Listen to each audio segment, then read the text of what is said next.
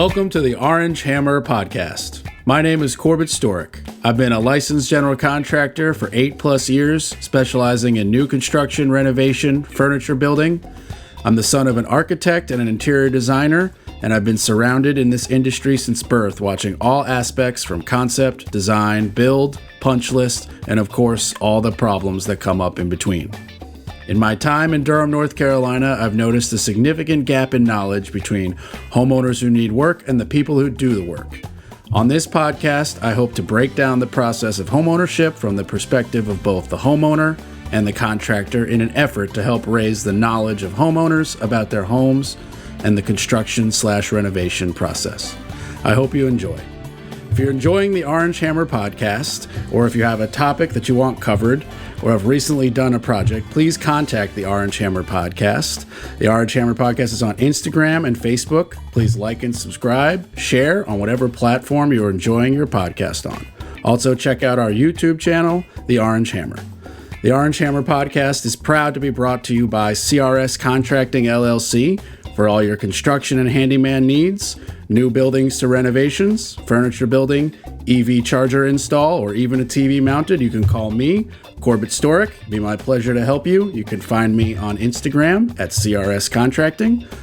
WSDG, the Walter Storick Design Group, specialists in architectural and acoustical consulting. Check out WSDG.com. And Taylor Bragg, for all your artistic needs in all mediums. You can find her on Instagram at brag_about_art. That's brag, BRGG, with 2 G's. She's the fantastic artist behind the Orange Hammer logo, and she did my fantastic table painting of my podcasting table.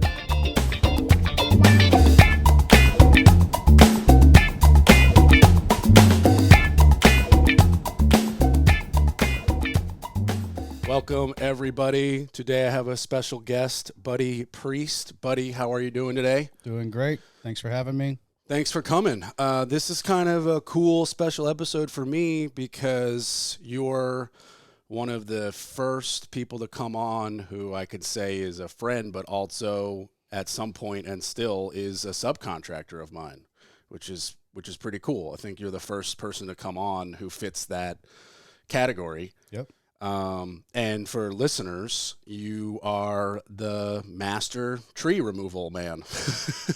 Yeah, we do that. We do other stuff, but definitely arboriculture is one of our core services. So yeah. So your company is just Priest Services. Priest Services LLC. LLC. Right. Gotcha. And so before you got into like tree trimming, and now you do great fence work and decks as well, basically like any exterior structure, I would say. Yep. You were and still are working for Cisco? Yep.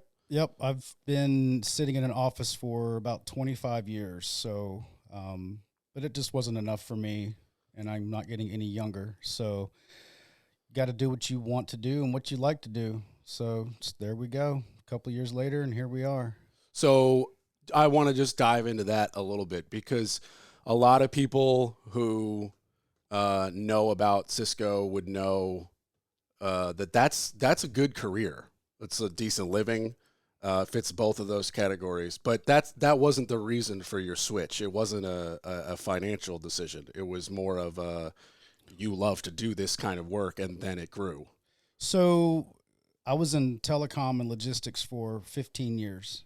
And worked my way pretty high up in that industry, and I loved it. It paid really good. I learned a lot, met a lot of people, but then I made a transition, and my goal was to go back to school and get what I needed to get into Cisco. That was the goal. I'm going to go to Cisco.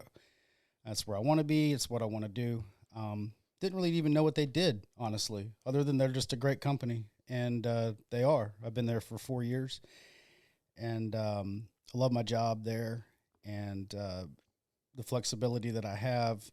And there's really no conflict, which is what's so great about it. What did you do for them now? I work in the automation division, basically automating or assisting with the automation of troubleshooting and case handling, things like that. I won't go into any more details, but it's Sounds like you're It's a problem it's solver. like artificial intelligence, basically. I'm kind of like the human intermediary. So I work with people and with the systems and with the architects in the background and the Scrum teams. So I'm what I went to school for to learn to do is what I do, and then some. So it's a good elements of working with people and helping people directly, and then helping improve the customer experience. Really, so it in a lot of ways complements just everything else in life. So Cisco is the kind of place where it's more than just a company, right? I mean, it's the best place in the world to be, best people to be around, best environment. And so when I made the transition, I was exposed, right? Here I am, 40 years old, making a huge transition from, pretty good paying gig to an unknown, right? And I said, okay, I got to have some sort of fallback plan. So I said, let me just start mowing some lawns, right? And that's where it started, because I honestly wanted something for the kids too, to a legacy kind of deal, but no expectations. And I still don't have any. It's just whatever happens, happens.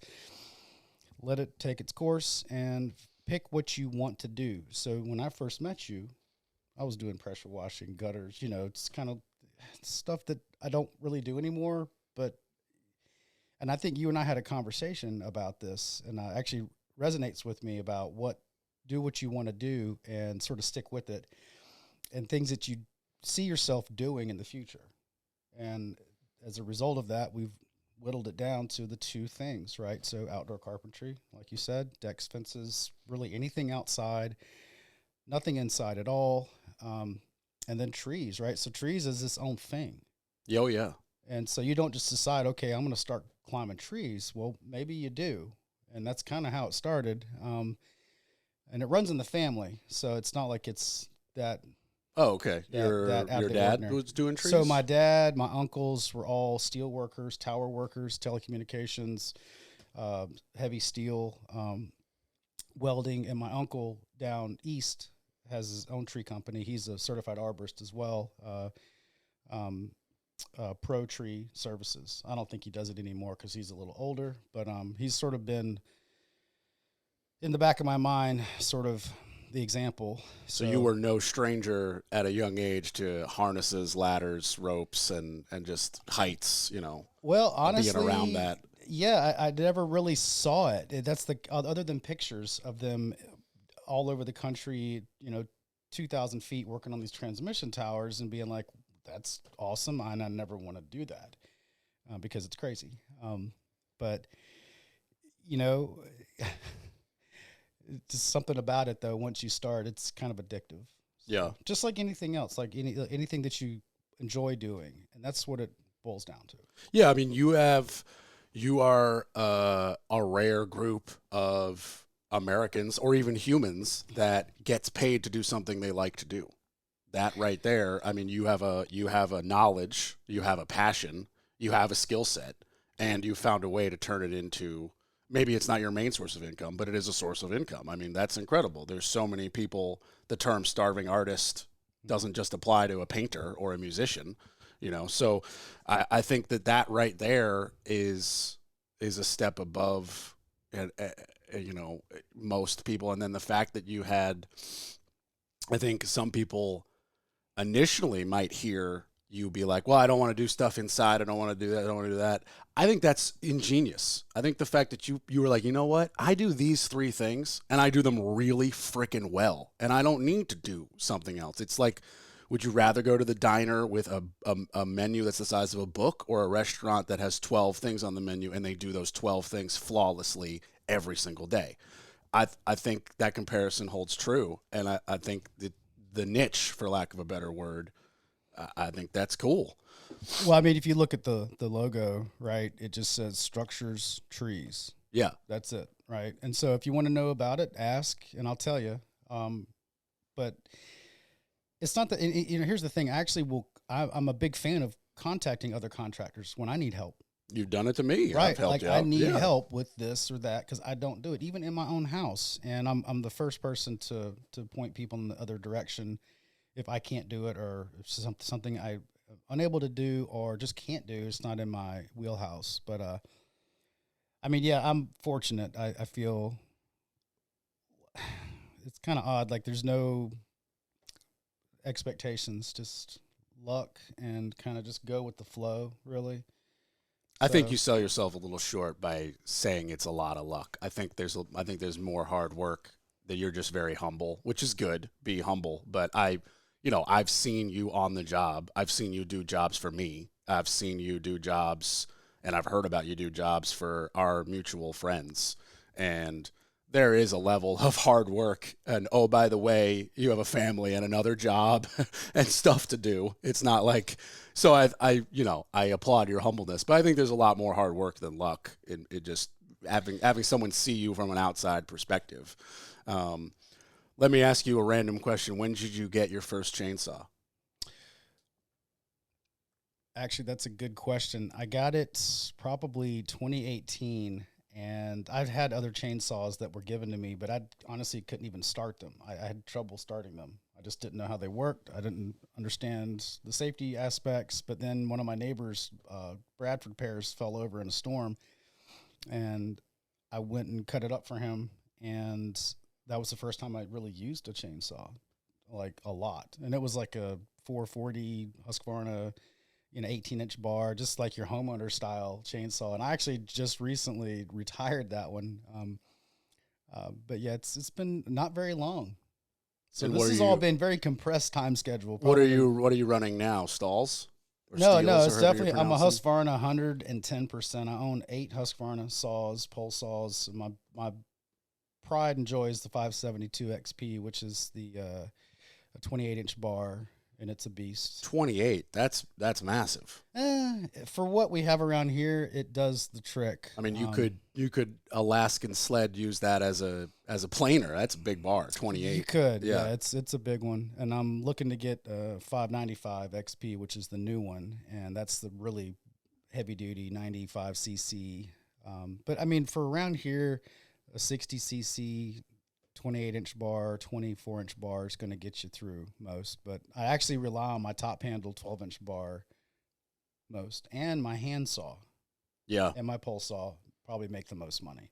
Yeah, no, the bigger tools aren't necessarily always bigger or better because they're heavy Yep. and hard to wield. Yep. I've definitely, it would be easier on a table saw, but the circular saw is light and convenient. That's happened hundreds, dozens of times. Yeah.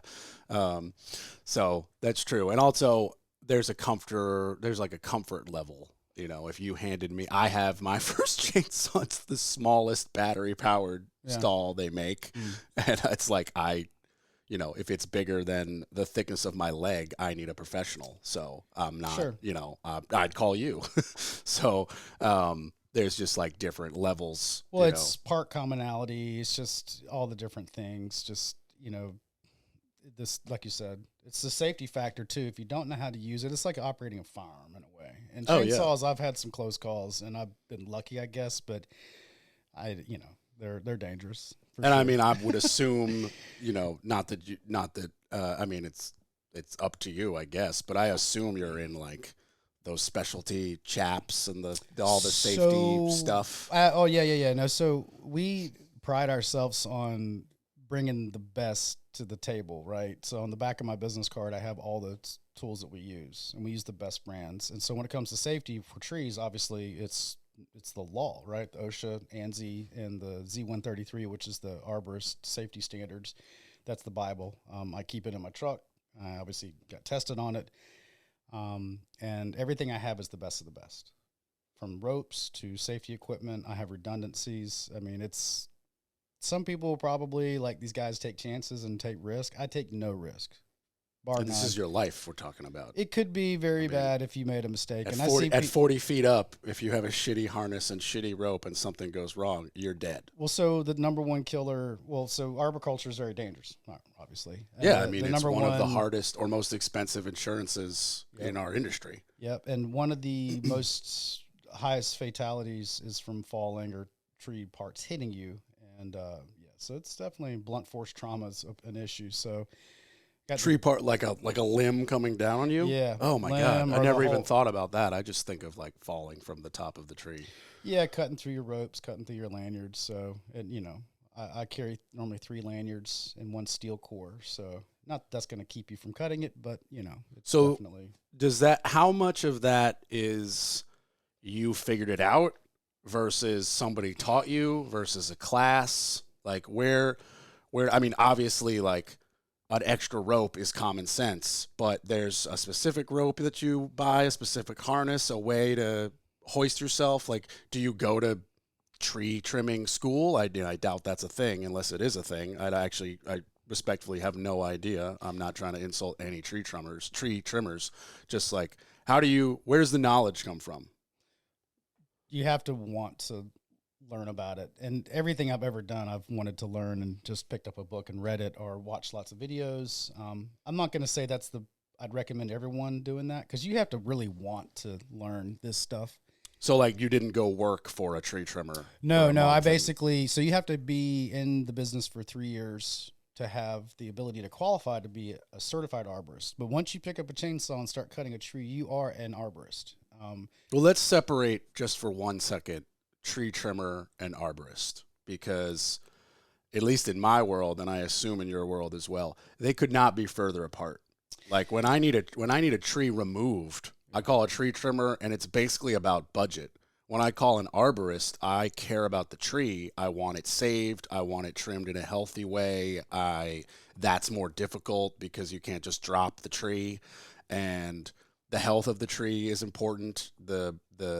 What type of tree, all of those factors. So, at least to me, I've only dealt with an arborist once, and I guess only by pure technicality. When I hired you, you were a tree trimmer then, and now you're an arborist. So when I hire you again, you'll be an arborist. But I have only needed an arborist on one occasion, and it was a very specific occasion where this tree was probably 200 years old. That's how massive it was, and there was a limb protruding almost at 90 degrees parallel to the ground over my property line from a rental. And it was going over the roof of a commercial building. And they were like, can we send an arborist at our dime to cut the limb because the leaves are so much? And I was like, of course, just don't kill my tree. And they were like, no, we're not sending a trimmer. We're sending an arborist. And that was kind of my first split distinction. I think the biggest difference between anyone that does any work on a tree and a certified arborist is really nothing, other than the person said, I want to learn more and I want to take it to the next level. And obviously you have to have some level of experience to even qualify, because your application, they have to approve it and all this good stuff. And there's an exam? Yeah, it's a 200 question exam that's similar to any of the testing locations for like a PMP, other stuff I've taken. Yeah, it's like a PSI run test. Yeah, that you go to Raleigh in that room. Completely locked down. On a computer, touchscreen. Yeah, that's how I did my GC test. Did you bring... Is it open? Do you get to bring books, anything? No. It's all just right there. You get a pen or a pencil and a piece of paper and a calculator, which is weird because I'm like, what kind of calculations am I going to be running here? We got those, but there were a few questions where you had, unlike you though, we got to bring 3 books because the code, it's just impossible to memorize. Building Code for America, the NC special ones, and then the law book. Like, you get to bring all 3 and look that stuff up. But even still, I think GC is a gold standard, man. I think that's not even in my purview to take, because I don't do that type of work. But it is sort of in my mind, maybe down the line, just for fun, really. Because I mean, all this is for fun to me. So the more it's really about learning and just there's. The under sort of the foundation of the whole thing is just having security for the family and an opportunity for the kids to learn something different, right? A trade, right? So even tree stuff, right? Them being young and just learning safety. This sort of, it's as far as how did I learn it, right? I just wanted to learn it. That's it. There was no one said, hey, you should do this. Matter of fact, I think I decided I was going to do this or do something else, and I'm glad I decided to do this. I don't remember what the other thing was. I want to say it was something stupid like I want to learn how to skateboard or some shit. And I literally was like, let's pick some stupid things that a 40-year-old could do that won't make you any money. That won't, right? And right. Because I'm definitely not. I mean, I'm pretty nimble, but not that good. So, but I'm glad I picked what I did. But yeah, so arborist is what it is, man. It's just a piece of paper. But if you had that mindset going into it, starting it and doing what you do, it's sort of just an extension of that. I drive by and see all these, you have big, super big tree companies, and then you have mom and pop tree companies, and you have sort of that in the middle. And I want to be the in the middle. I don't want to be the guy driving by the site and having a bunch of guys wearing blue jeans, with a 3-strand rope as a safety and no hard hat. I mean, I just drive by that and I'm like, people are hiring these people, right? So you got to have the pedigree. You got to have something people trust, right? And obviously you know what you're doing. That's it. That's the main difference. So, I mean, we could have a guy across the street right now cutting some limbs, and you never know what their experience level is, how they're cutting the limbs. But to your point, though, cutting a big limb like that, as an arborist would at least know the proper pruning techniques, because, yes, there is a book that talks about the A300 pruning guide. So, I mean, it's like anything else. It's completely regulated. But it's all, you make the decision if you want to follow the rules. Right. I mean, it's the same stuff in my GC world. Absolutely. If the framer knows the code and chooses not to, Yep. and it doesn't get caught by the homeowner who, let's be honest, doesn't know, and it doesn't get caught by the inspector, then it's just gonna happen. So you have, but I mean, that's every trade. You look for a level of integrity, you hope, with everybody you hire. Yeah. That seems to be on short supply, which is why you're working a lot. You get your 6 out of 5 star rating, and your recommendations are strong. And as memory serves, you only really do this kind of work like weeknights and weekends. That's it. And you're swamped. You're booked for 8 weeks out or something like that. It ebbs and flows. Well, fair enough. Yeah. And also, I got a life, and I don't like being in the cold. I don't like being in the heat, but it's a balancing act. Yeah. But this is nice very much, you're not taking jobs you don't want to take. It's not a hobby because you're getting paid and you're trying to leave like a potential possibility of a company / legacy to your kids. And I'm sure the income is nice for your life. Whatever your personal life may be is irrelevant to this podcast, but it's not a hobby. That's the little distinction, not that it has the enjoyments of a hobby. So do you ever grow of it? I know you don't want to be that top tier guy that drives around the site, but do you ever envision it becoming like the full-time gig? Like, would you ever leave Cisco if this became that awesome? It would take some substantial changes. Yeah. I don't foresee that. I'm not going towards that. Do you have people that work for / with you? No, this is all a one-man op, and anyone that does work, just 1099s, but it's so uncommon, and people are like, but how do you do it? And I answer that with, I don't know.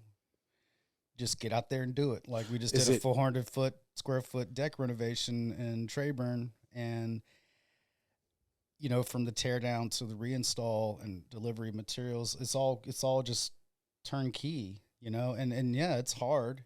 But, so like I'm off for 2 weeks, and that's a long time to be off. And I can't sit around, man. So I did this in 3 days last week by myself.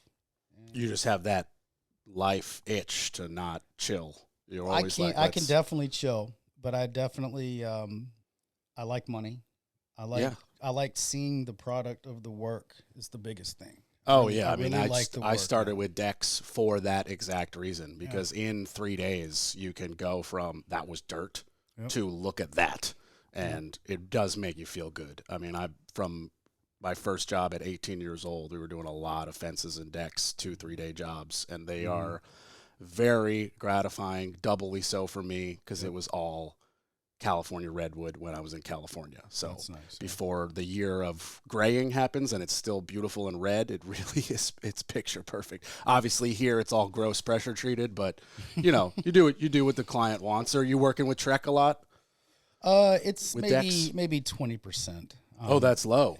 Okay. Well, it's mostly a cost thing. You got to think my niche, right? And I focus on this niche group, right? I'm not looking for huge, tall, elevated structures. I can't do it. I don't have the bandwidth. I don't have the physical ability to do all this work. So I'm really focusing on like 400 square foot or below. Renovations are nice because I can do a lot of mitigation, a lot of assessment for them.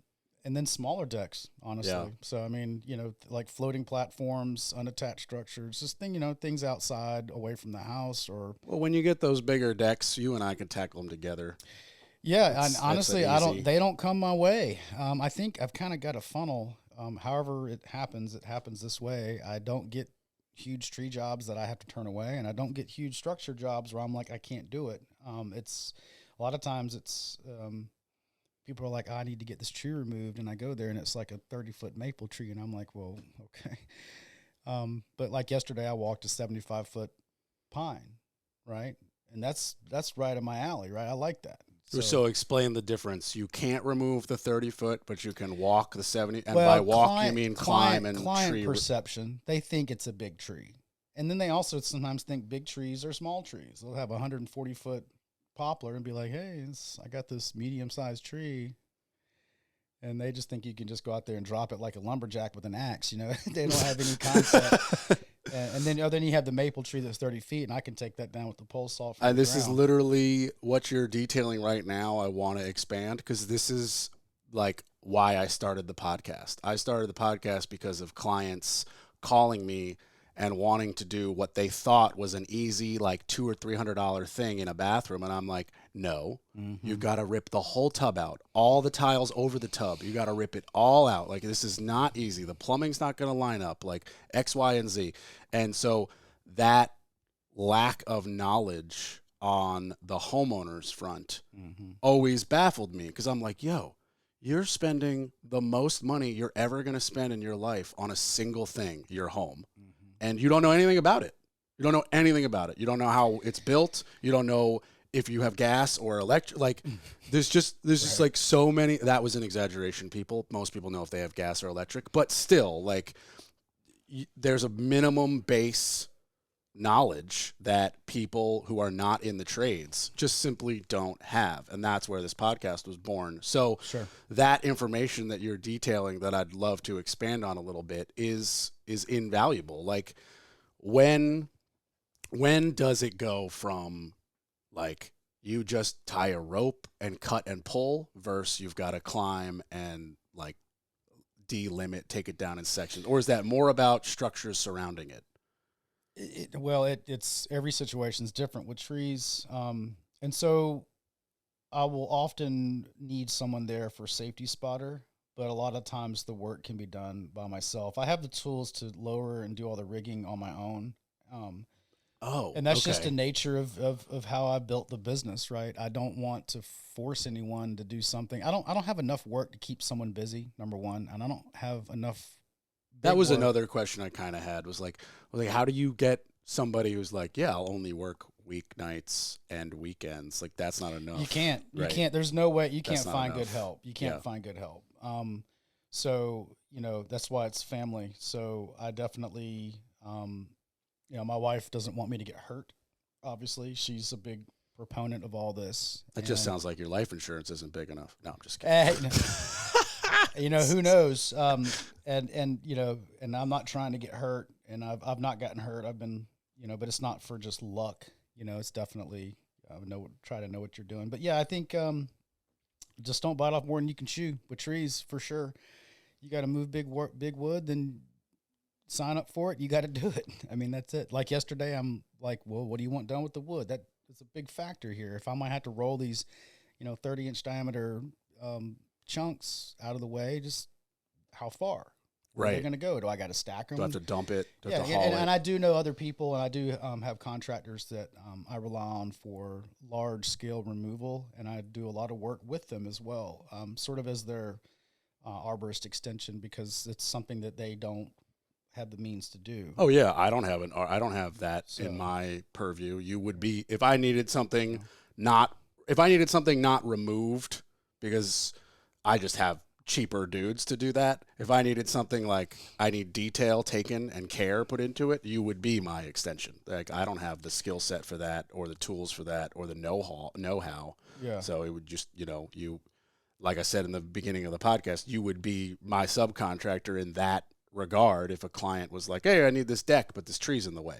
So yeah. I like the contract climbing aspect is something that it gets some press in the industry, but I like that idea. I've had lots of success with that, and I enjoy that because I like having other people around. I like showing them how it works. I like educating people on the different tools of the trade, and a lot of times people are fascinated with how do you even get up in the tree, right? Because that's the first thing I had. First question I had was, everyone knows how you get down from it. How in the hell do you get up it? And there's obviously a bunch of ways, and so yeah, it's good times. Good times.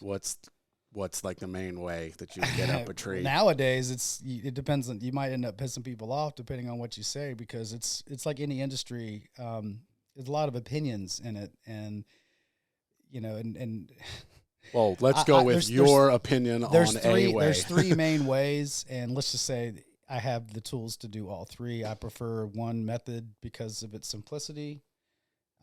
What's that method? It's called the moving rope, and basically, your rope moves with you. So you got one piece of rope, you got your ascender, descender, which is on my harness, and allows you to go up and down the tree using one piece of rope, which your rope moves. And there's a single rope, which is a slightly different technique in how you anchor the rope. And then there's a third technique, which is sort of I'm not even sure, it's sort of a hybrid of the two. It uses a different type of anchor, but how you get up is different. So it's like that first one's like that rock climbing thing that you see with like the two handles that you like go up the rope little by little. So ish. Both. Well, yeah, it gets complicated. And there's a bunch of kit you can get. And it varies depending on what style of technique you're using. But I have all the tools to do all three. But what I use is a foot ascender and a hand ascender. So I have something that clips onto my boot and clips onto the rope, and I basically walk up the rope with the hand ascender. Like those little loop. Okay. So you can use footlock technique. There's all kinds of things you can do. Do you think you'd be naturally good at this point at rock climbing? No.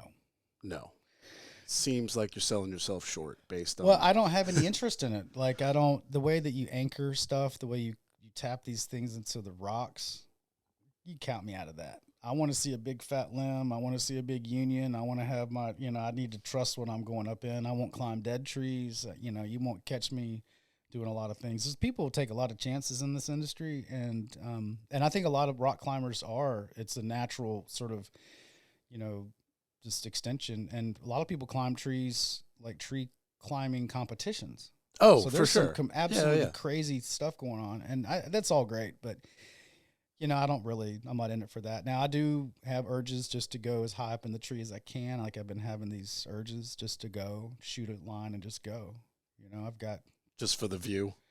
It's kind of like a personal thing, just breaking barriers and, what's the tallest you think you've been up? Maybe like 80 feet. Oh, I was expecting you to say much taller. Well, the trees here aren't that big. Fair enough. I mean, if you get a 140-foot tree, odds are you're not there to take it down. They're doing some trimming, so you're not going that high up. And okay. Or you're just dropping it because that's my next question. Or you're just saying, hey, this is outside of my ability, right? What's the tallest you've dropped? Probably 130. And what's the tallest you've been, brought out to look at and said, no, I can't help you? Not so much height as it is just overall dimensions, right? Just too thick, too many limbs. Yeah, the canopy's huge. These huge white oaks, huge red oaks, the ones that have the more decurrent growth habit, which is where they look like a broccoli head. Yeah. So, you have different styles of growth habits. And so, taller, skinnier poplars, sycamores, gums, pines, the more that are tall, skinny, most of their limbs are up top. You have a little bit more options with them.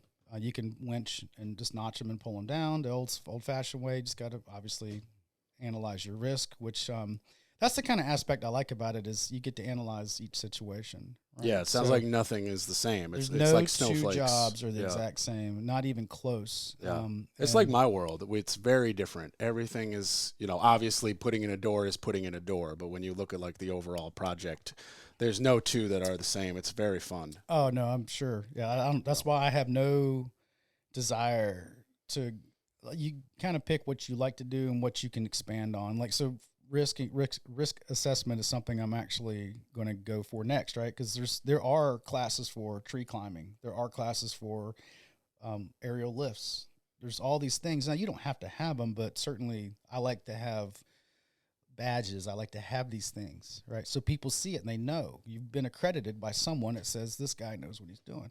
Yeah, my license number. When people are like, well, huge. how do I know to trust you? I'm like, well, here's my license number, and you can Google it or search the NC website where there's 0 complaints and 0 pending lawsuits or 0 everything. Credibility is huge when you're small because that's all you have sometimes because people don't go to my Facebook page. I'm like, hey, if you want to see what I did, and they're like, send me some pictures. And I'm like, well, geez, okay, you can go. There's 10,000 pictures there of all this work.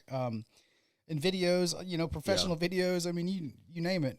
I see your stuff. Obviously, you're not trying to advertise to me because I already have your number, but I see your stuff on Facebook all the time, and I'm like, damn, what's he doing up there? Yeah. So for people who may live in the Triangle, can I put your number on there for price services? Yeah. It's 919-627-0597, and that's Priced Services and Structures LLC. Call Buddy for all your needs. Yep. Yeah. Yep. And if he says it's too big, you can get my phone number. No, I definitely. Or the deck's too big, not the tree. Yeah. I'm all about spreading the love, and I've got some other folks that I work with, and I'll share numbers and information. It just depends on the job. Yeah. And I have no problem doing that because it's like opportunity cost, right? You end up hung up on some big job that you bit off too much. That perfect profile job may come in right behind it, and they're like, hey, look, I need it, it'd be great for 2 weeks. And you're like, well, man, I'm stuck on this thing for 3 and you're stretched out. And I see it happen. Yeah. And I'm like, I see the cascading effect. Like if you're teed up to do something and someone has to do something in front of you, and then they might have bit off more than they could chew, maybe it never even happens. So there you go. You lost it. You lost it because someone else isn't making that same judgment call.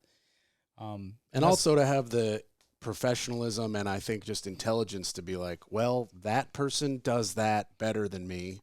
Yep. So let them do it. Like I've rented a sprayer and painted one of my rental houses once, and I will never, ever do it again. Yep. I will hire my very talented professional painter who does this all day, every day, and has more plastic and paper and painter's tape on his truck than Home Depot sells. Yep. And it's just like, you learn what you're really good at, and equally as important, you learn what you're not really good at. And I'm not saying you made a good point of like, you can learn new stuff, go on YouTube, take a class. And I'm not saying don't learn and don't strive for knowledge, but you could still learn, but also hire a professional for certain things that you need a professional for. One of the things I think is the funniest is you drive around, and Durham's a big area for this. These trucks that have like 17 things they do on it.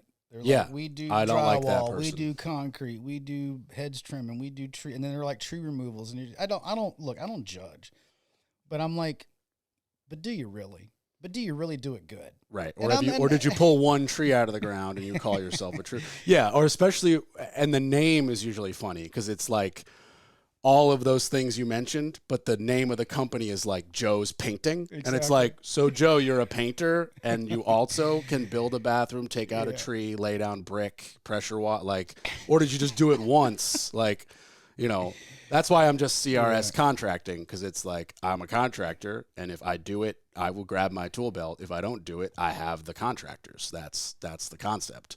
So yeah. Well, that's why I stick to the 2 things, right? And even then, some people are like, so do you officiate weddings too? And I'm like, it's pre-services. Don't get it mixed up. It's just my last name, people. And I actually had someone contact me during Halloween and asked me if I would. They were like, I got a tree that's possessed. And they were joking with me, and I played along with them because I think I was driving somewhere, like, I don't know where I was at. And so it wasn't even anywhere near here. And so that's the side effect about having your number on your truck. You never know what you're going to get. Some prank calls. But, Yeah. I love it because it's funny to me. But I mean, people literally, and I'm not judging them, but I mean, you got to use a little bit more sense than that. Right. Yeah. Priest services. The and structures should be the clue that it's not. Like, Well, I mean, and I made it simple, but I also probably might have underestimated or rather overestimated some people's reasoning ability. So we are in the Bible Belt as well. So, the word priest carries. It totally does. Yeah. For my entire life. So, I mean, definitely, yeah, but it's funny to me, but yeah. and so advertising wise, I know that your vehicles are all decaled out, and you said you're adding more decals now that you've gotten the arborist certification, which congratulations. I know we've been talking about it, but taking a test for me is very difficult. I like to congratulate everybody. I'm dyslexic, so like multiple choice tests are the bane, whatever of my existence. So for real, congrats. That's awesome. And so you'd use Facebook, but you don't like pay for those ads. You just Facebook posting. So do you? Well, let me back up real quick. Ads? Let me back up on the test. So my wife really was sort of critical in that happening because with any test I've taken for Cisco or anything, she's the one who I learn it, but then she pounds it down my throat. Oh, she's your quiz person? So exactly. Gotcha. So I read the book 5 times. I started back in, I think, September, and I read it 5 times, the arborist test prep book, I guess you call it. Did you take a test prep class? I took one of those. Nope. Normally I do. And so for all my other certifications, I took these nice online package classes. They don't have one for this. So I read it. I read all the books. I've got a stack of books, and they're not just like I'm reading them just because I have to. I'm reading them because I want to learn. Like, there's so many good books out there. I just have a stack of them, and I have Post-it notes and flags on them, and different knots, different rigging techniques, different terms, you name it. Were you good in school? I was okay. Okay. Yeah, I was all right. I was AB. I'm hearing like very good study techniques that I didn't learn till after even college, and I'm like, that's why I was a CB student with only A's in business classes, because those are the classes that interested me. Well, I was always better in classes that I liked, and so when you do something that you like, so here's how much we practiced for this test. So it's 200 question. Multiple choice, which I knew that going in, and I knew that was going to make it much easier for a guy like me. So I was in and out of the test. And sorry. Did you just say easier? Well, yeah. I mean, that's me, easier for you. For okay. Me. Well, because the types of questions they're going to ask are, honestly, let's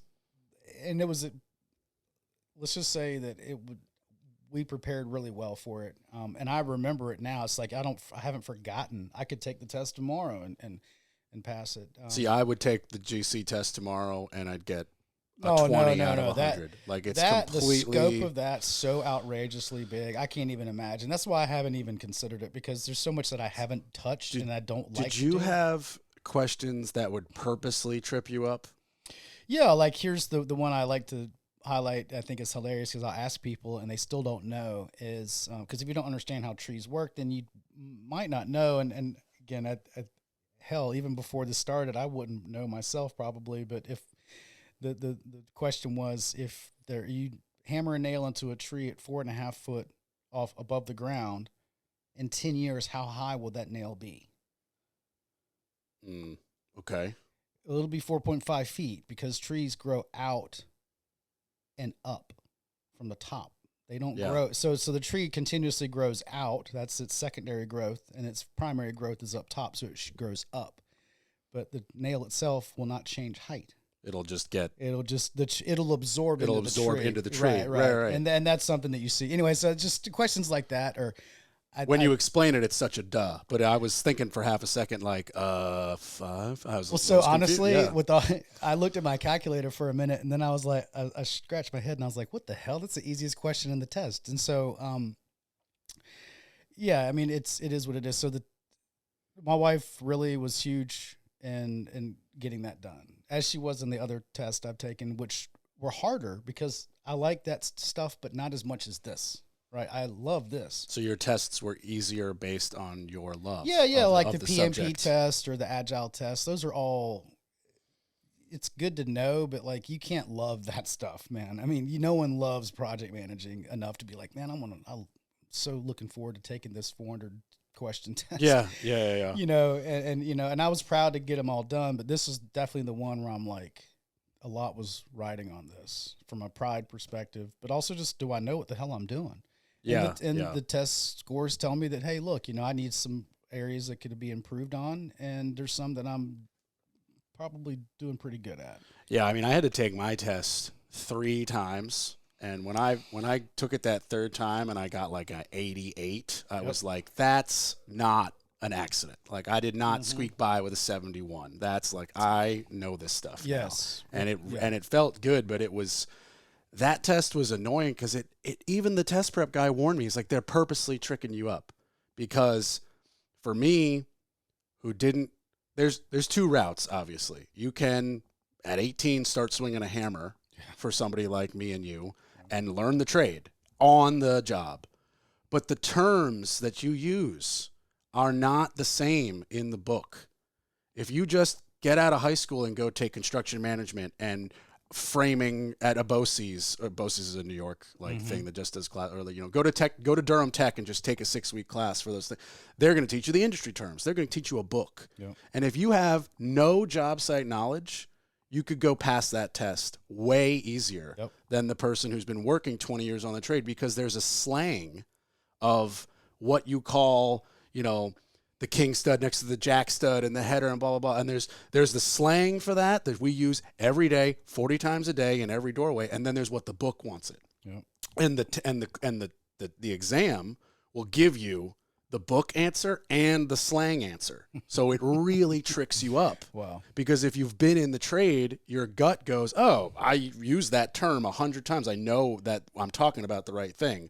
But then there's the technical correct book answer. And there's no person to question. It's a Scantron. So that was, I'm not going to blame that for failing twice, but that just makes it drastically harder. And the test prep guy, because we had both. We had people who had been swinging a hammer since 18, and then we had people who are like, I specifically remember this one woman. She was like, I've never been on a job site in my life. I want to run jobs. I'm a great problem solver. She got a 95 on the exam. I didn't keep in touch, but I hope she's doing well. Yeah. It's just different ways of getting after it, and that was a lot of difficult for me. Yeah, sure. Like added. No, that's not fair, but it's not supposed to be, right? You're supposed to separate you out, and that's why you want it to be hard, because you want something. You don't want to just a rubber stamp. I didn't. I'm like, I want you guys to run me through the ringer on this, because I see the guys that I don't think should be doing the work, and the only way you're going to separate yourselves from them is a piece of paper. Yeah. And the GC is a huge one. I know a company that just recently got theirs, and it's really propelled them.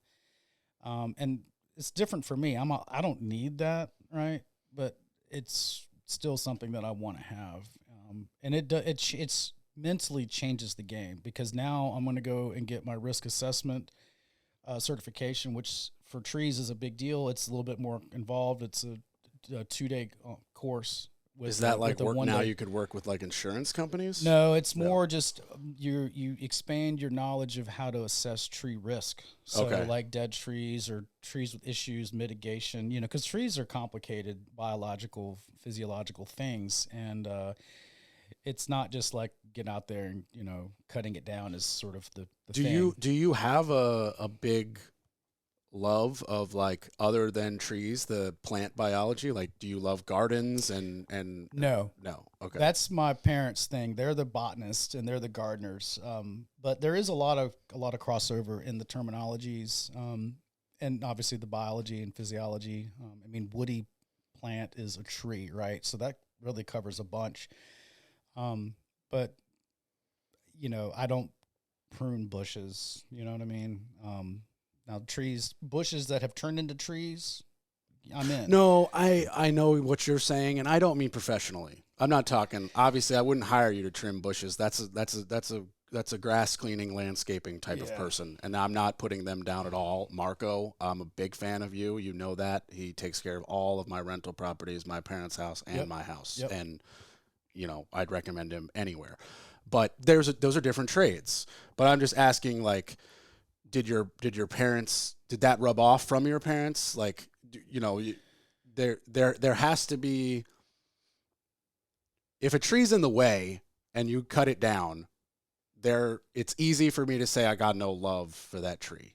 But if there's a tree and I love that tree, we just want to take down these 3 branches, like, I don't, does there have to be a little love for trees in that? Absolutely. Okay. Matter of fact, so first question, yes. Mom and dad have always had like Better Homes and Gardens yards. Like I'm not just joking and saying that. Like literally, if you went to their place, you'd be like, "This is nice," and this is every place we've been.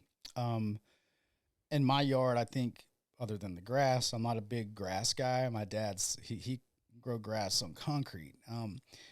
But yeah, it's rubbed off. But I think what rubbed off is more just the pride, right? You got to, the work involved, all the stuff behind the scenes, it's there. It has to happen. But then what is it? What's the reward? And that's more work, the number one.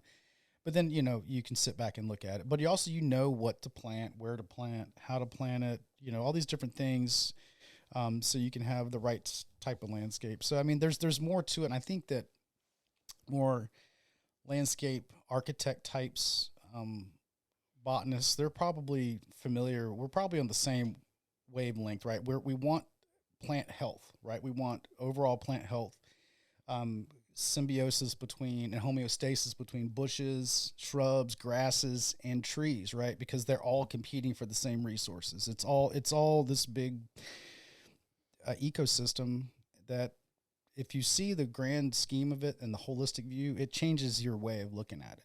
And through the process, I can say that's the one of testing, expanding my knowledge. That's the one thing I've learned the most, is that it's not just the one thing.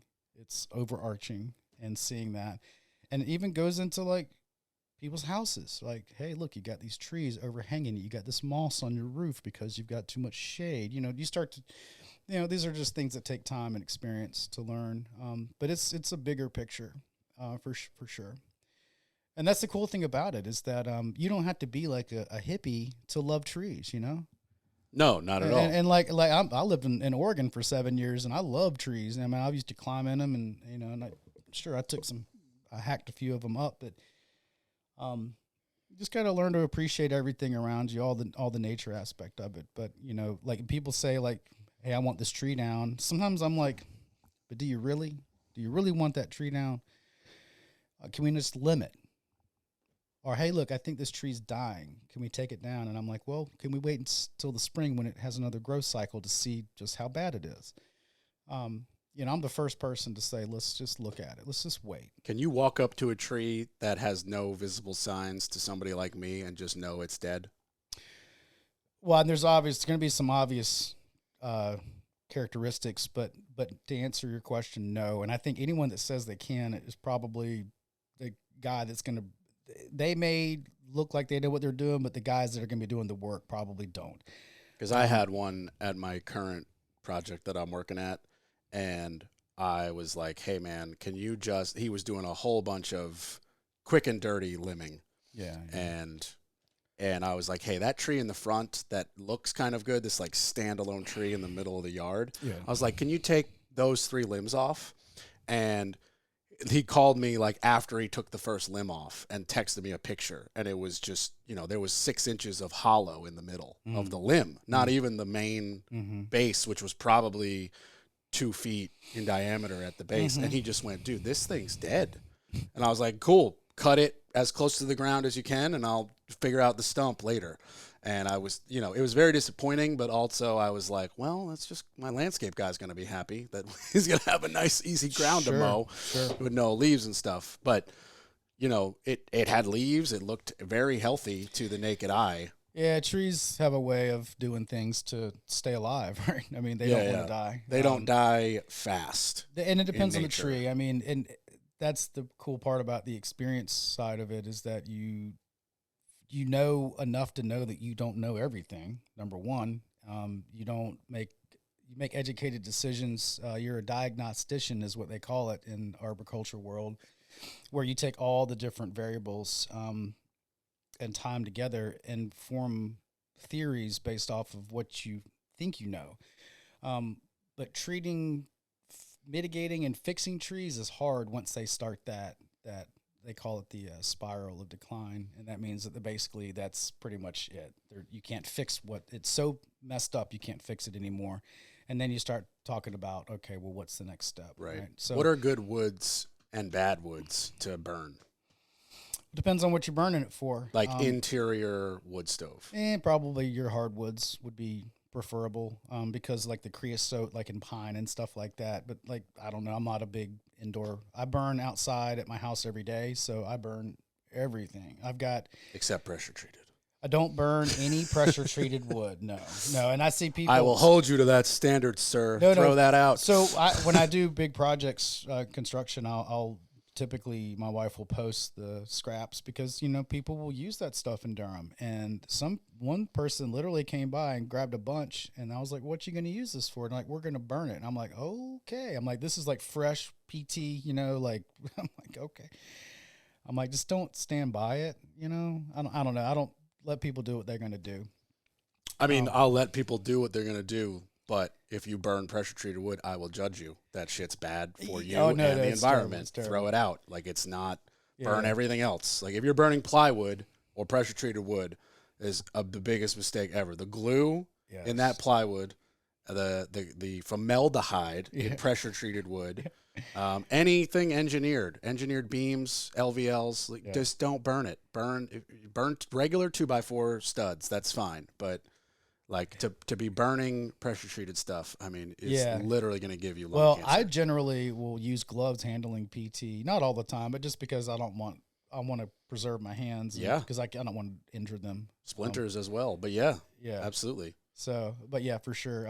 I'd say burn anything you got. Just if it's wet, it's going to take a long time to burn. But if your fire's hot enough, you'll burn anything. That's my rule of thumb. And so we burned. Like I went and picked up some maple yesterday. I've got literally every type of wood you can imagine in my stacks, and I've got some of the best looking firewood stacks around. Yeah, because I mean, we burn all the time. So I mean, we like to sit outside in our shops and watch TV and just enjoy the outdoors, and it's kind of why we do it, Yeah, trust me. I've spent my whole life camping, so fire pits, fireplaces, they're the one thing I'm okay being hypnotized by. Just staring at a crackling fire and letting hours go by. It's something that it's probably been a little lost, honestly, because of I love my modern comforts. I'm not complaining at all. But the fact that we have forced air heat and LEDs and insulation and houses and you're driving around in a beautiful pickup truck. Like we don't stare up at the stars and enjoy fires as much as we should, or we used to. Well, I have the telescope out and we'll look at the planets. Oh, really? There's only so much of that you can look at.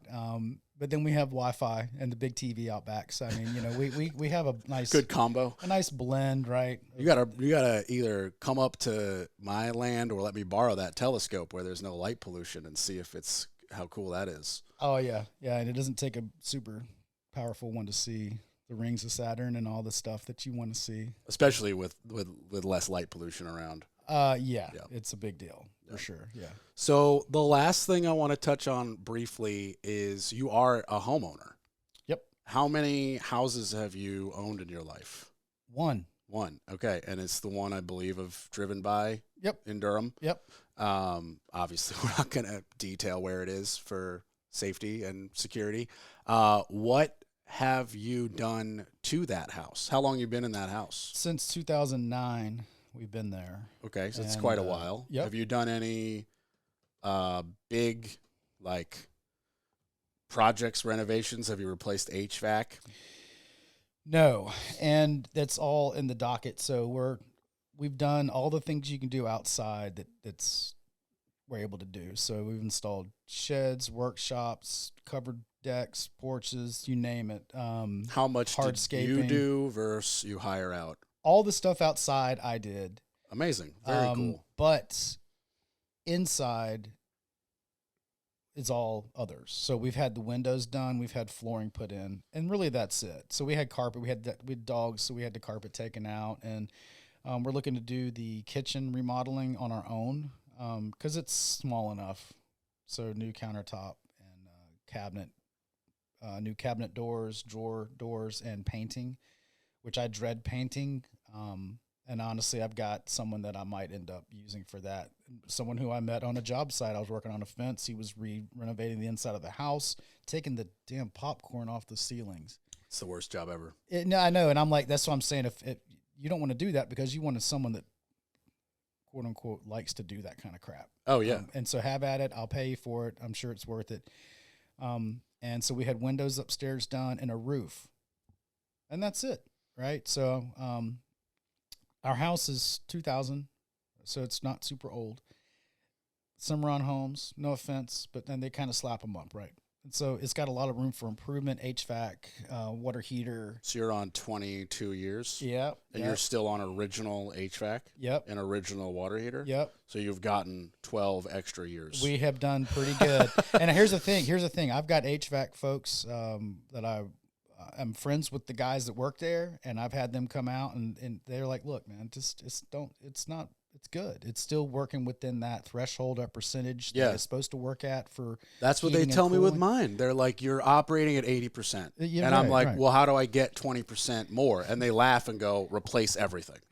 So they literally just go, wait for it to actually break. Yeah. And that's when you replace it. And I'm like, well, I sure hope it's not Christmas and 20 degrees when it breaks. So I'm, just kind of banking. I did the water heater before it happened because for me, hot water showers are more vital than a little, like no heat or AC. Like if it's the winter, I have gas and I could fire up my fireplace. Yeah. And if it's the summer, I'll go to my girlfriend's apartment or whatever.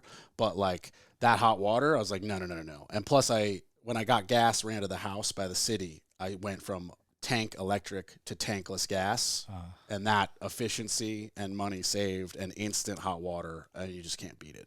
Yeah. We went with the windows first, knowing that would increase our efficiency, but we're going to work our way back. So I think we're going to be looking at sort of like a home loan sort of scenario. Just not that we can't afford it, but we're not big on debt. We're also not big on big cash outlays. So I figured this is maybe $20K. I don't even know. Did you notice a big difference after the windows? Yes.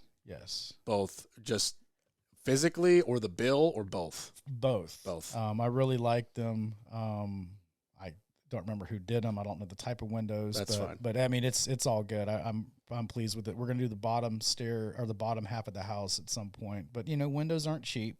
No. And that we have a payment plan and all this stuff. But we didn't.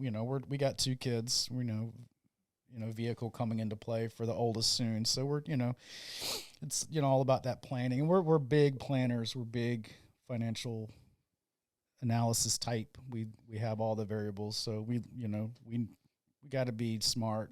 So I would dare say you're very smart when it comes to that. It sounds like you're getting it figured out. I mean, you got to have a good accountant on the business side, and at home you got to be a good accountant for yourself. Pretty sure that was the biggest and first advice I gave you. Yes, on the business. I was like, here's my accountant. Call her. Just hire her. Yep. And she'll make sure you don't get audited.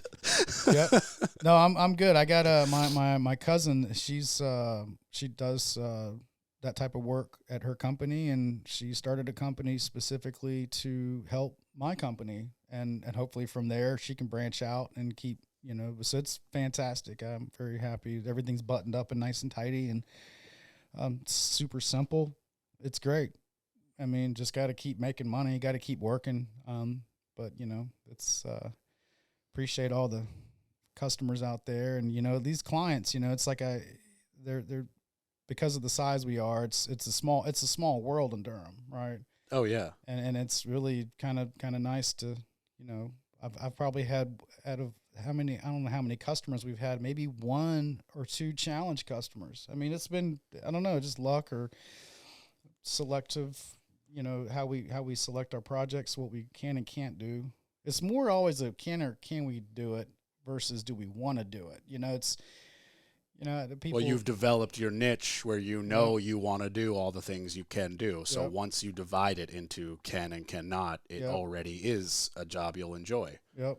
So you decided, I would say, earlier than most people to just not bite off more than you can chew, because that's where a lot of people go wrong. Is they're like, yeah, I'm a painter, and oh yeah, I'll tackle something else that's not painting because I don't have a painting job right now, and then they get in over their head, or then they miss the painting job that came along the next week because they're on a job for 3 weeks, and there you go. So Durham needs well-rounded jack of all trades. That's one thing I noticed, is that it's stuff that you can't do, and if you could do, you wouldn't want to do because it's so small. And it's people that need help. And what I hear a lot is, especially pre-COVID, was just unreliability. You know, they just ghosted me, and or like, hey, I need this one door installed, and I need some fascia cleaned up. You know, minor stuff. And I'm like, well, I don't even know who to send you to, because it's too small for anyone I know, and it's not something I do. I think if Durham someone was to say, hey, that's the kind of stuff I want to do and get out there. And I don't mean putting the handyman sign on the telephone pole at the beginning of the neighborhood. Yeah. No one's going to call that guy, right? Get yourself a name, get yourself a niche, something small. Cause I mean, that's a one-man job. Yeah. For the record, it's, I'm using air quotes. It's below me, but I love that stuff. Oh, sure. So you can send those people to me all day, like fixing a door, mounting a TV. I love that stuff. The problem for me is I got a lot of those calls early on, and I just simply refused to do it for free. Yep. And by free, I mean less than it should cost. Like, there's this like TikTok that's going around of this guy who's like, yeah, okay, I want new doors, and he hires this guy comes, he says $800, and he goes, that's nuts. I'm not doing that. And he goes, what if I worked with you? Oh my God. And he says, okay, well, for that it's charge you more. Hold on. He says for that it's $400. Yeah. And then he says, okay, but you're going to need this list of tools. Oh, Compressor, right, chop right. saw, whatever. Yeah. He goes, I don't have any of those tools. So the guy says, okay, for $100 a day, I'll rent you my tools. Okay, now it's $500. Okay. Oh, you got to meet me at Home Depot at 6:00 in the morning to get materials. He goes, well, my job doesn't start till 8. Well, we got to be there at 6 to buy, load, get to the job, unload. And, oh, by the way, you got to take a day off work and sacrifice your income to help me. Yeah. And now all of a sudden it's more than $800. And the guy's like, maybe I should just hire you for $800. And it's like, I have never like gone through the, breakdown with a client who didn't want to hire me for the reason of too much money. But it's like, I'm a professional, and I spent 10 plus years getting the knowledge and acquiring the tools, and I'm not going to replace the door at a loss to me. And, so that was the thing I was coming into. And I honestly think it's my neighborhood, because I 7 years ago, when I was getting a lot of these calls, I don't live in like a very high, level. It's not the Governor's Club, Sure. So like, the lady would be like, well, I just can't afford that amount of money for the door. I'm just going to live with the slightly off door. I was like, that's fair. I don't know what to tell you, but I can't do it for cheaper. So but I love that handyman stuff. It's very fun. Quick, easy, one-man jobs. It's great stuff. I mean, someone's got to do it. Yeah. And the market for it's crazy, but if you got to live on that, I don't know how you do it. I don't know how you keep the influx of work. I wouldn't be able to live off that, but I do enjoy that. And that's the main stuff. reason I haven't made that leap yet. First off, I love my job, and but it's not. I don't feel like it's reliable enough. And it's a lot of fun. Once it stops being fun, then it's not fun. And you'll move on to something else. Yeah. And I need that. I need constant new stuff. And so that's why I get itchy if I'm sitting around waiting. And if I get a job that's something a little bit more, slightly higher elevation of technicality or scope, I look at it and I lean into it hard and say, let's do it. Or, maybe not. But there's no going back. Yeah. Right. That's the number one thing. There's no going back. And it has to be fun. And you do those two things, and I don't know. So far, so good. I think that's really great advice to anybody listening who wants to be in any sort of, trade, service style business. I think that's a great positive note to end on. One more time, if you want to, just for listeners, shout out your company name and number. Yeah, Corbett. Thanks, man. Priest Services, LLC. My name is Buddy Priest, owner-operator, certified arborist, and we do arboriculture and outdoor carpentry, located in Durham, focusing on North Durham, but we also do Durham as a whole and some Chapel Hill and surrounding areas. And you can reach me at 919-627-0597 or visit my Facebook page. It's easy, Priest Services of Durham. And feel free to go through the page, look at the photos, videos, and definitely reach out if you have any questions, and we'd love to come take a look at your project. Absolutely. But I just want to thank you again, man. Really appreciate you stopping by. Yep, thank you. All right, bye everybody.